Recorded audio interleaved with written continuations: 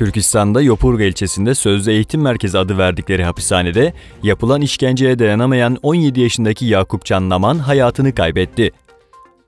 Durumdan haberdar olmak isteyen babası Kari Naman'a cesedi teslim edildiği ancak ölümü hakkında hiçbir bilgi verilmediği bildirildi.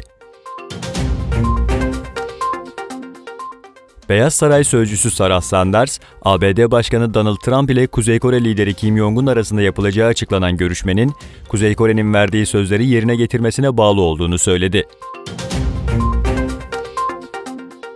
İngiltere'ye resmi ziyarette bulunan Suudi Arabistan Veliaht Prensi Muhammed Bin Selman, savaş uçağı alımı için İngilizlerle anlaşmayı sağladı.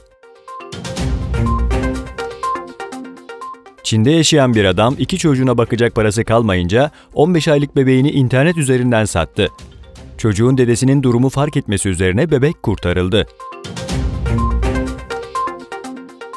Özbekistan ve Tacikistan arasında 30 günlük vize muafiyeti ve tartışmalı sınır noktaları da dahil 27 anlaşma imzalandı.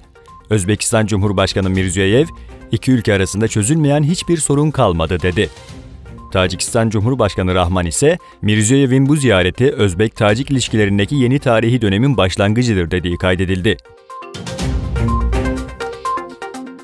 Kazakistan Cumhurbaşkanı Nursultan Nazarbayev, ülkesinde birlik ve beraberlik mesajı verdi.